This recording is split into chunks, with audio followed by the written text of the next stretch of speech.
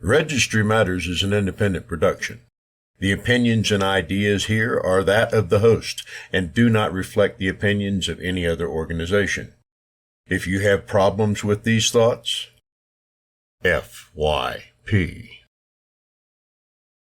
Recording live from FYP Studios East and West. Transmitting across the internet, this is episode 286. Who didn't update the document? 286 of Registry Matters. Larry, it's a fine evening. How are you? Doing awesome. I just hate my computer. It's broke. I hate your computer too. I don't know anything about Macs. Seriously. They've been around forever. I don't get it. The one mouse button thing drives me crazy. Well, I was thinking about throwing in the dumpster, but then if we go back to the old PC, then we're going to have other issues. Yes, there would. We could use the infinite money from the FYP budget and buy you one. No, we couldn't do that. Be sure to head over to YouTube and thumbs up, like, subscribe, and notification bells, and do that in your podcast app, Pocket Cast, Overcast, all of those places. I was listening to something, they said Stitcher shut down, and it's probably really, really old news because this is an old podcast, but still, find us and write a review, and that would be fantastic. That's a great way to support the show. And I think that's everything. So Larry, this is on you. What are we doing tonight? We're going to be doing freeform. We're taking questions and only questions unless we don't have enough of them. So we're going to be talking about stuff I don't know anything about and irritating people that are posting things on Reddit about how crazy we are. What else are we going to be doing? And this is kind of trying to give a holiday gift to our loyal supporters who listen faithfully to our babble. And hopefully it's worth paying attention to, but it's truly unscripted, unplanned. I do have some questions here, but I've spent very little time. So this is going to be just the type of program you like. No planning. I don't even think that's actually true. That's just how we started. So you're embellishing, as someone put it in chat. Let me ask you this question kind of out of the gate before I get into the first issue, because it will be tied together. So I'm pretty sure that you graduated magna cum laude from Harvard Law. Is that true? Not exactly, no. Did you graduate like whatever valedictorian in high school? Not exactly, no. Okay, so why are you qualified to answer any questions about this topic? Like even in general, like the whole thing. Why are you qualified to answer questions in a legal frame, either legal strategy or not give legal advice, but comment? Well, I try not to provide advice because that is a questionable gray area, but I guess what makes me qualified is I'm schooled in the operational art as it's known, and I'm an American and I'm entitled to an opinion. So therefore, I express my opinions, and some lawyers find my opinions to be offensive. And I've heard that. Boy, have I heard that lately, that some lawyers are finding objections to my opinions. But that's their right also. They have their right to their opinion. But what makes me qualified is I've studied this issue with great detail, been personally impacted by the issue, and I work in the arena, and I know stuff. And those who find my conversation not to be appealing, I mean, they would have other choice of maybe other podcasts or other programs or other sources of information. They probably shouldn't spend their time worrying about what I say if they don't agree with it and find it useful. The audience here should show up to listen because they find what we do to be helpful and useful to them. Would you even say that we're trying to mislead people and provide false information? Well, we're absolutely not trying to provide any false information. Out of all the Reddit exchanges you told me about, they didn't cite any false information. They have opinions that are different, like the person who feels like being on the registry, listed on a registry, but not having a registration obligation, makes them subject to disabilities or restraints. And then I said, well, what disabilities or restraints? And they said, well, because you can't travel. Well, even under the IML, if you are required to register, you still can travel. You just may not be admitted, but you still can travel. There's no prohibition anywhere. That's a matter of fact that you can travel any nation you want to travel to. Am I right so far? Is there a law that says you cannot travel on the American side, not on the foreign nation side? Is there a law that says an American cannot travel?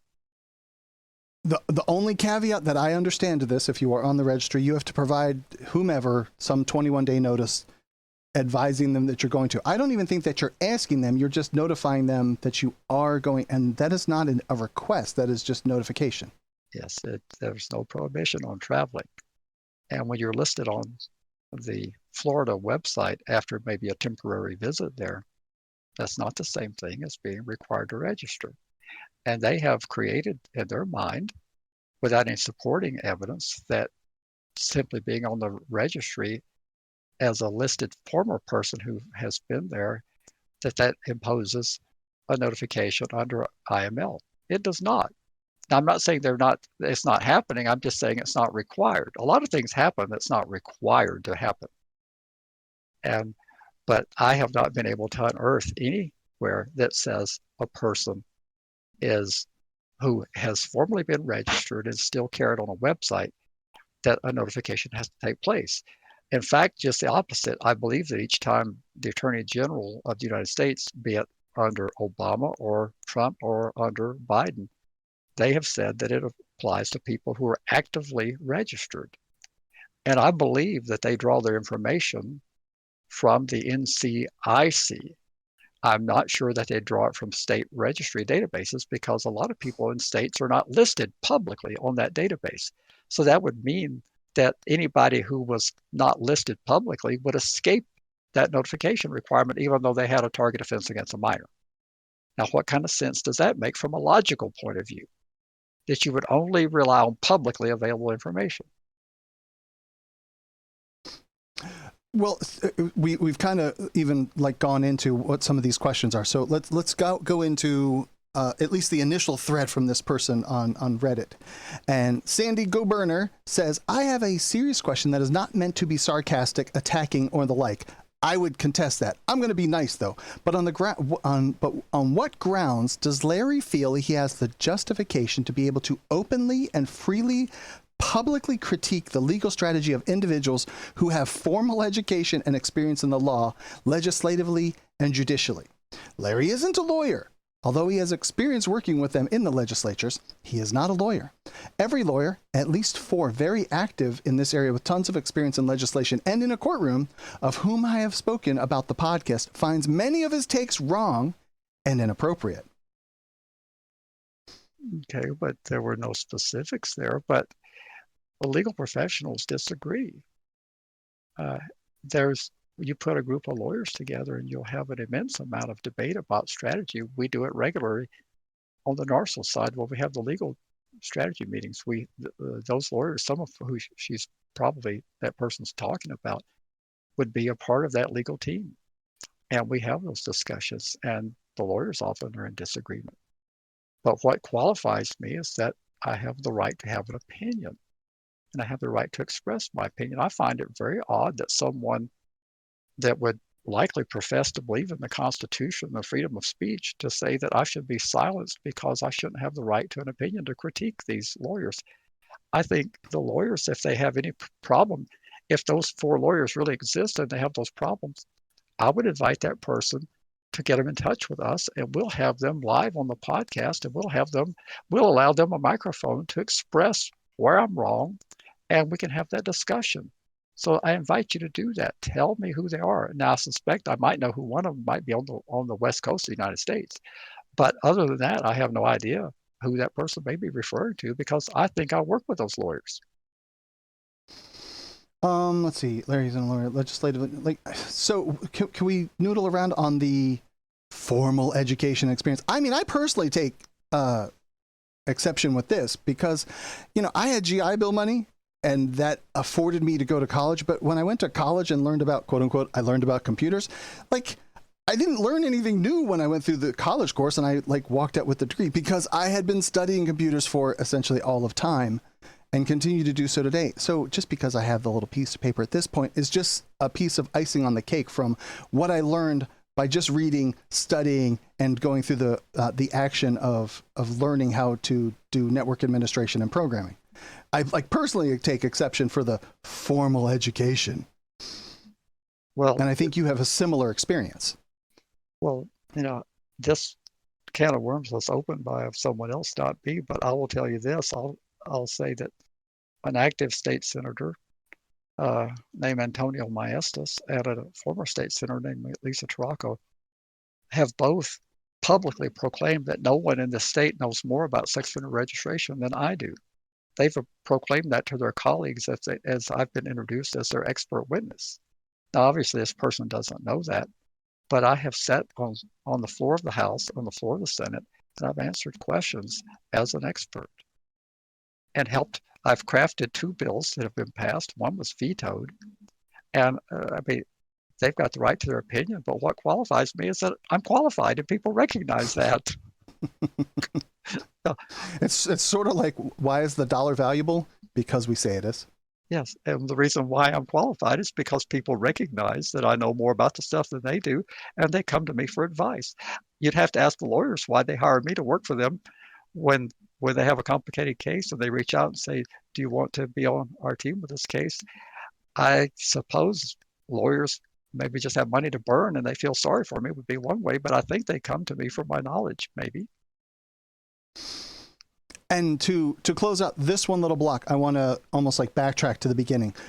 During the week, we have a handful of phone conversations and figure out what we're going to talk about. Oh my God, this landmark case just dropped, whatever. And we kind of sort of draft the outline of what the show is going to be. And you said, hey, it's like almost Christmas and there isn't going to be anything coming out because everyone is partying and buying gifts and whatnot. So why don't we ask for questions and see what develops from that. So I did. I asked the people on I asked the people on the Discord server. I got a handful of questions. And then I was like, oh yeah, hey, there's like 4,000 people over on the subreddit for the support group.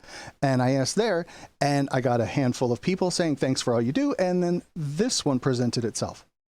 And so to close out this first little section, please find the time to introduce us to the attorneys, and if they're interested in, they are openly and welcomely invited to come on where we can create what the subject would be so that it like stays within the zone of what the conversation should be about and doesn't get drifted all over the place, but so that we can craft a conversation. And look, man, people disagree. There's like that whole abortion thing that just happened. Some people are on one side, some people are on the other. Who's right? We all decide publicly, and we could have an open debate with whomever these 4 esteemed lawyers are that disagree with Larry. And I mean, that's fine. They could disagree. But the invitation is open to anybody. I would say that in response to part of what that person said, I feel very strongly that people should not be unnecessarily frightened by imaginary boogeymen that have been created in the head. Some of the stuff that I don't want to call out any lawyer in particular, but there's a particular lawyer that seems to take great satisfaction into creating things that are not a threat, and then saying, I'm going to save you from imaginary threat. So they go out and tell people that, they're coming for you, and no one has said they're coming for them. And then they tell them, I'm going to save you from the people that are coming for you if you'll just follow me. And it's like, really, there's no threat here. There is no threat. And when you litigate things where there are questions that do not need to be answered, they need to be answered when they're ripe. And go back and ask your lawyer what ripeness means. There has to be a justiciable controversy, and something has to be ripe for litigation. And even if it's ripe, you may not want to write it up to the Supreme Court of the United States because you may get an answer you don't like. And an example we talked about in pre-show would be like on same-sex marriage. The conservatives were not happy that some of the circuits in the country had decided that the Defense of Marriage Act, which forbade benefits to people who had married a person of the same sex, they could not collect Social Security benefits. They couldn't collect military various benefits. And they had won favorable decisions in the circuit. And that Defense of Marriage Act was the culprit because it violated DOMA. And the Obama administration stopped defending that DOMA. They said, this is clearly unconstitutional in our opinion. The conservatives went crazy and said, well, then we're going to see if we have legal standing. They took that to the U.S. Supreme Court. They got a decision. They want a decision, and they got a decision. But now the Supreme Court has held that same-sex marriage is the right and the law of the land. So rather than having sporadic places around the country where same-sex marriage had to be recognized within those circuits, and I cannot tell you which circuits they were, but there were some precedential decisions among the circuits. All of a sudden, we have a nationwide decision, and the conservatives now will have to spend decades trying to undo that, like they did with Roe v. Wade. And if they had not asked that question, we wouldn't be in this position. I'm happy for the position we're in because I think same-sex marriage is fine, personal opinion. But you can pose a question that doesn't need to be answered, and you may not get the answer you're looking for. And I don't think you said it. Can I say the issue that you are speaking of? Are you talking about the Merrick Garland and the regulations? Well, the federal duty. Yeah, that's what I'm talking about. The Merrick Garland. Yeah. That is a case that does not need to be litigated. It is not ripe. That is my personal opinion. And anyone out there who does not agree with that, that's fine. That's your right not to agree with that. My personal opinion is when a prosecutorial entity proclaims that, yes, even though we've released you from your duty to register, we're going to come after you. You better get yourself back in here and get signed up. Then you've got a justiciable controversy that's ripe. It's hypothetical up until that point. And so you scare somebody about a hypothetical, and then you file a lawsuit to save them from the hypothetical that no one's even thinking about, and you save their lives. And I don't think it's fair to scare people that don't need to. There's enough stress being on the registry without people telling you about things that are not even on the horizon. And what happens if they lose that litigation? What happens then? Do you have another DOMA situation where all of a sudden you got an answer and you didn't like it? Are you going to take ownership of that? Moving on to the next question from the same individuals. Additionally, what sense does it make to openly and freely state possible legislative and judicial strategies in order to become more successful in changing registration laws and challenging them too? It's like giving the opponent the opportunity to see our playbook before the game starts. So I was talking to my kid about this one at lunch, or dinner, excuse me. And I was talking to him, I was like, so if you're playing a game of chess, and then all of a sudden your opponent makes a move that you're like, well, damn, I didn't see that coming. Well, if you were better at the game, you would have seen it coming and you could have prepared for that to be coming. And then at least that one wouldn't have hit you. I'm using that as an analogy to go, you've said this repeatedly, Larry. If I can think of it, they can too. So you need to be aware of it as many different angles and facets of this that you can. And it would be wise to discuss it with people. Well, that you've kind of answered the question you've asked. That's what sense it makes. When I look at the level of sophistication of most of the state advocacy, it's not that good. They don't understand basic things about how the process works. I traveled to a state on my own dime to try to help them out, and it's not much embellishment to say they barely knew where the doors were to the building, much less how it worked inside those doors. And people, if you want to continue to fail and you want to continue just to bumble around and not understand how this works in the legislative arena, then that's fine. But I think it makes sense to educate people so they understand it. We're not giving away any trade secrets. The legislators, they already know this strategy. They know exactly what we're doing. And that's fine. It doesn't change the outcome. They're driven by what they perceive public opinion to be. And they're driven by things like I point out, like needing to have political cover if you're asking them to make a tough vote. Sure. These things, they already know these things. These are not trade secrets. If someone who wants to tell me some trade secret that I revealed that caused a legislative proposal to crash, that's fine. But I don't understand how teaching people the basics of how they need to conduct themselves, not to be personally offensive, to be gentle, to work within the playbook, operate within the rules. If that offends you, then I don't think you're capable of being in the arena because you don't understand how it works. That one doesn't make much sense to me. So I don't understand the question, but to the extent I understand it, I'm trying to help people to be better at what they do. How else would I do this? What would another way to help people do? Would we have one-on-ones? How would we do it? I believe the idea here, Larry, is that you would have closed door sessions with the people that are going down into the trenches to go battle against or for legislation. It doesn't really matter. And that way it's not released publicly where the other side could listen to it and know, oh, they're going to bring this up. Here's what we're going to counter that back with. Okay, well, something comes to mind. It's like I tell people constantly to say it's a civil regulatory scheme. They're the ones who say that. For example, we're not releasing a trade secret. They have said that in the preamble of the registration schemes. They have said that in their defense strategies when we're fighting to try to challenge the registry. That's in their answer briefs. They already know this stuff. So when I tell you to use their language, I'm not sure I'm disclosing anything that's a secret. So, we'll move over to the final block. So finally, why does Larry and Registry Matters present material opinions differently than lawyers, such as his takes about being listed on the Florida registry, even though not living there as, quote unquote, not being registered or on a registry, because you aren't subject to the specific registration obligations there, even if it still impacts your life being displayed on a registry. It's really a convoluted way to word it. And please go ahead with that one. Well, I think in pre-show I said about disabilities and restraints. I zeroed in on that because being listed on any website, be it a state registry or a private registry, a private listing of sorts, if it shows that you have been a PFR, that's going to have disabilities or restraints. I'm not an idiot. I can figure that out.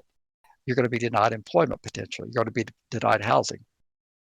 Those things could happen. But remember, that's not a registry disability.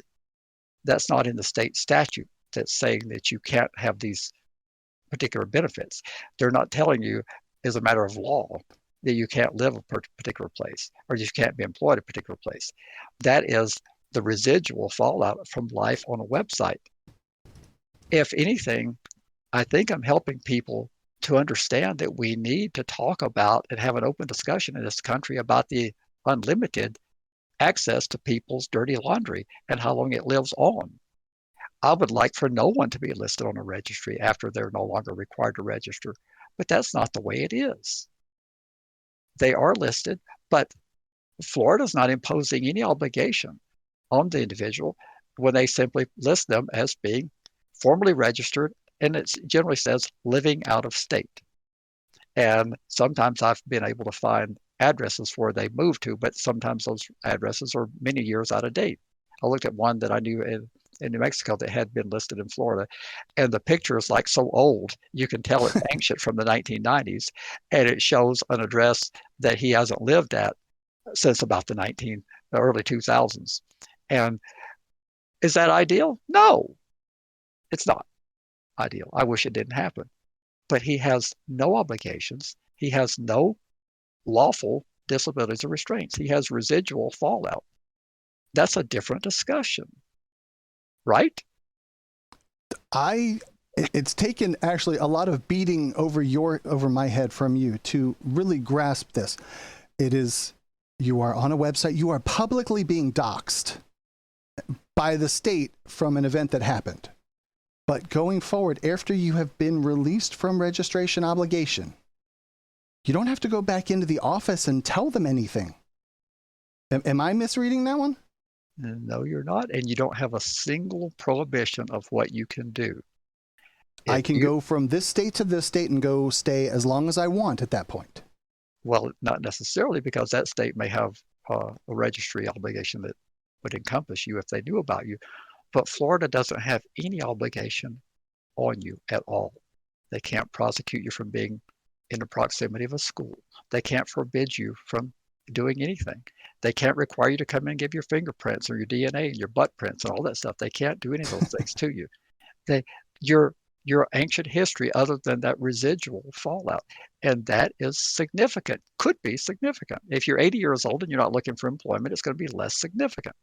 But if you're 30 years old and you've visited Florida and you went down and dutifully registered because you were going to be there 49 hours and you knew the hovercraft was going to come over you, that could potentially be a very disabling condition if you'd gotten off of all registration obligations in states that did not continue listing you, and you had this one thing in Florida that kept popping up, in particular if you had an uncommon last name, and every time they Google that name, you pop up as being formally registered in Florida. That is not ideal. I am not too stupid to understand that. I get it, but it's not the same as having active obligations. You're not listed in the NCIC as an active registrant if you're no longer registered anywhere. The NCIC, in my view, from my conversations with probably no less than a dozen, maybe more law enforcement officers, is what they go by. They don't run to their patrol cars and say, let me look at the public sex offender facing. They look at the NCIC listing. They run you through there and they see which person files you pop up on, if you're actively supervised, if you have any active warrants, if you are actively registered anywhere. That's where they draw their information from, because that NCIC has you listed if you're registered anywhere, even if you're invisible to the public. The cops still can see you, because if you're entered by a local agency as being registered with them, it pops up and they see that. So I worry a lot more about the NCIC than I worry about the state database. Although, again, I keep saying I would prefer it not be there. I don't know why they don't hear that part of what I'm saying. I just don't know that you have a constitutional claim. It's one thing to say that something shouldn't be that way. It's another thing for it to be unconstitutional. What right can you cite to in Florida that says that they can't keep truthful information around? What constitutional right is there that once you are no longer registered, that they must remove that? What right are they violating? Is it in the Florida Constitution that you have the right to be forgotten? I don't think so. Is it in the U.S. Constitution you have the right to be forgotten? No one's ever shown it to me. Only those super liberal lefty European countries are doing that one.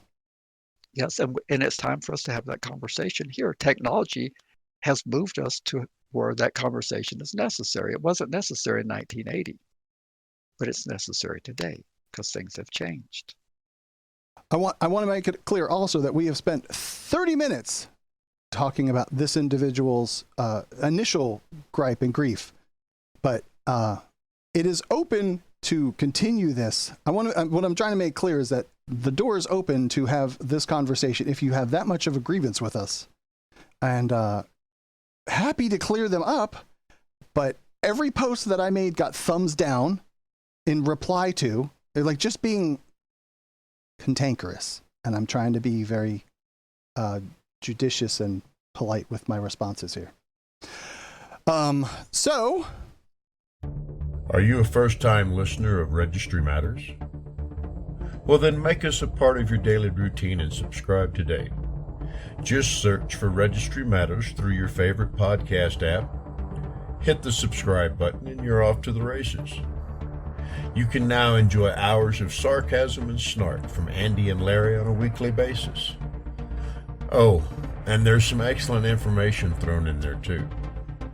Subscribing also encourages others of you people to get on the bandwagon and become regular Registry Matters listeners.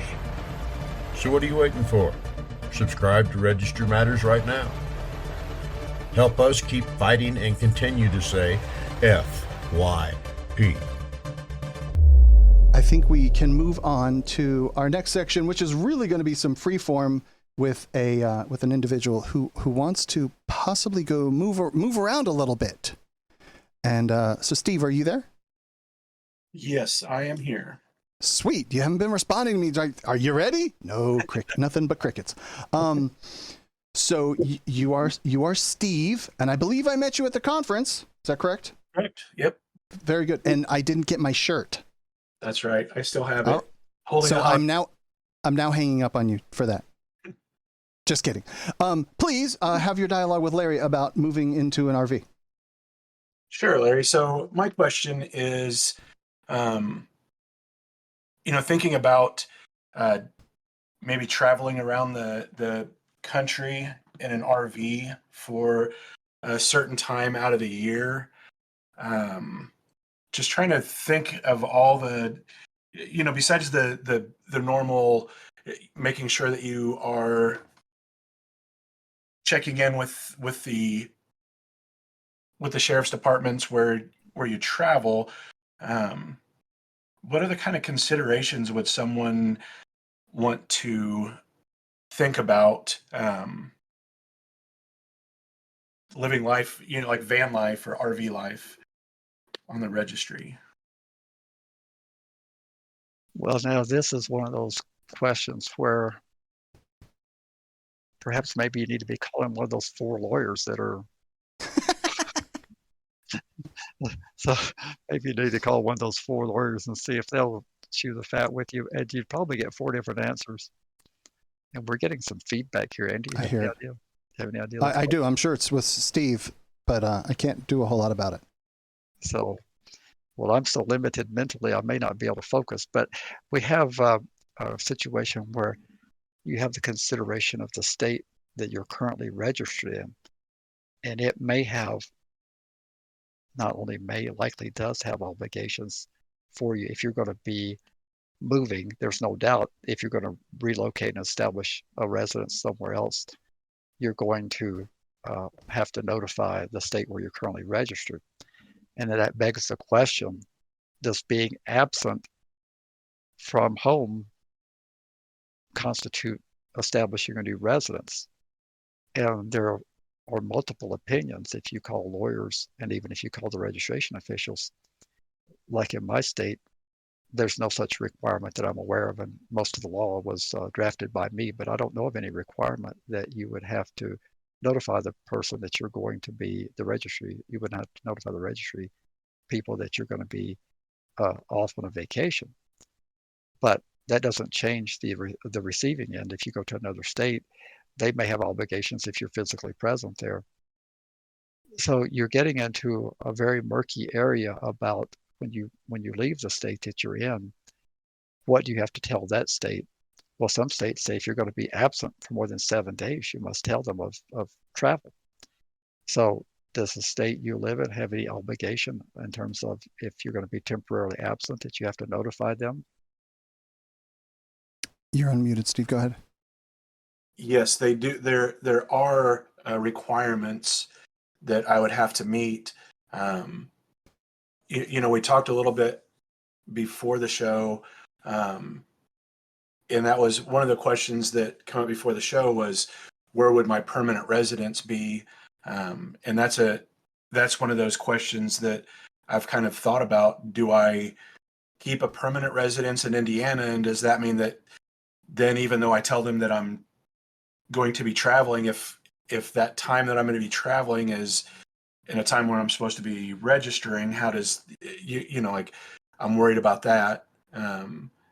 So then I wonder if I just become a permanent resident in a different state. As I move around, do I become a permanent resident in that state if I'm going to be there for so long? Those kind of questions that again, I can't find an answer to online, and I wasn't really expecting you to have a solid answer. Just maybe, some of those ideas that maybe a lawyer wouldn't think of. Well, I'm not sure I got the question clearly asked. Does Indiana require, if you're going to be temporarily absent for X number of days, that you notify them of that absence? Are you aware of such a requirement? I know if you're moving, you have to do that. But does they have a particular section that says any absence of 7 days, 10 days, or whatever? Yes. Require? Yes, there's a set, like a 7. If I'm going to be gone from my residence for more than 7 days, that I need to let them know that I'm going to be gone. Oh, But it doesn't. That's about as much as the law really states. It doesn't tell them, or it doesn't tell me what information I need to give them. It just says that in writing, I need to inform them that I'm going to be gone for X amount of time. And I'm assuming that Indiana registration is done by the counties at the sheriff's office or some law enforcement. Yes. Okay. Well, it's going to vary from county to county. Each county will have invented their own requirements. If the law didn't invent it for them, they will have been devising how they interpret this, and they would have decided what they would want you to do. Now, I realize, according to the person on Reddit, I'm not allowed to tell you this, but what I would do if I were in your position, and this is not legal advice, it's not legal advice, but if I were facing this conundrum, I would want to get to a state that had the most minimized requirements in terms of out-of-state travel, temporary absences. I would want to be in a state that was totally silent on that. Where if you could find such a state, that's what I would be looking for, is a state that has no obligations to report temporary absences. Now, that doesn't solve your other part of the problem, because even though they don't have such a requirement in the statute, they may have invented it anyway and to tell people you have to do this even though it's not in the law. So that doesn't get you to where you're trying to go, but it saves you from a successful prosecution if they try to prosecute you. If it ain't in the statute, wishful thinking is not great. It's not grounds for a prosecution. The law, the way they wish it could be, is not what will hold up and sustain a prosecution. So I would want to be in a state as a resident. I would want to be handed off from Indiana to a state that has nothing in the statute that requires any temporary notification of absences. Then when I started my travel, I would be a lot freer. Then all you would need to know about is that if you had a certain date that you had to report in the state that you are resident, you would need to be able to get to that state within that zone. Say that the state says you've got to check in within 3 days of your birthday, hypothetically. Well, that gives you a chance to get back there and check in, right? That's my take on it from Georgia, Larry. Like, I don't remember them having anything that you had to tell them if you were leaving for any length of time. So, but yeah, it's 72 hours within the date of your birthday or whatever it is. Yeah. So that would be what I would want to do.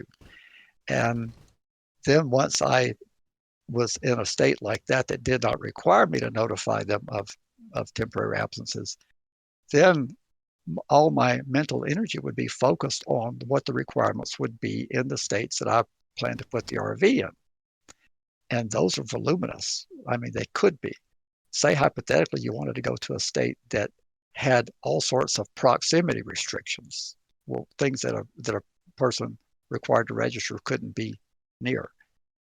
So you look at the state statute and you look at it and you say, well, gee, I can be there for 14 days and I don't have to register. I can park my RV. Well, that all sounds well and good, except for what happens if they have local restrictions where you've got that RV parked and it happens to be within 997 feet rather than the 1,000 feet limit of something that you're not allowed to be at there as a PFR. That no lawyer is going to think of in all likelihood. And then say that the cops for some reason have contact with you and they run you through the NCIC. Oh no, they check you on the Florida website to see if you're listed there. Now you're just being snarky. So they run you through the NCIC and they see that you're actively registered in that whatever state it is. No longer Indiana, but whatever state it is, they see you're actively registered and they say, well, did you know that this park where you right now, did you realize that you're within 872 feet of a church and you can't do that? You say, no, I didn't realize that. And if they were a cool cop, they'd say, well, you're going to have to clear on out of here. If they're not such a cool cop, they'd say, well, ignorance of the law is no excuse. Guess I'm going to have to run you in. You see where I'm coming from with that hypothetical? Go ahead, Steve. Yes, I do understand where that's coming from, and I guess I think a lot of what I've kind of been worried about, you kind of answered on that one. Maybe having my permanent residence in a different state where that requirement isn't, it would be beneficial. And I did see in chat where somebody had asked about is if it's the same thing as an over the road trucker. And that's kind of what I thought about at first, except for the fact that I don't plan on coming back every week or, once a month or whatever it is, more like, maybe come to visit family once a year, those kind of things. Well, I can see that you're going to be spending a lot of energy if you do decide to live in an RV, trying to familiarize yourself with state and local restrictions. And you may find yourself on websites that linger after you're gone. Now, remember, the website, although it's not the same as being required to register, it could hinder your life. So I would be thinking about things like that. I would not want to be on a website that I'm not already on. And if I'm risking doing that, that would make me want to stay away from that type of nomadic life, although it has a certain appeal to it. You can see the beauty of the country and you can go park in all these different states, but you may find yourself on listings that you'd rather not be a part of, because if you actually get off the registry at some point in the future and you're on 3 states that you've been temporarily in, that's going to be less than ideal.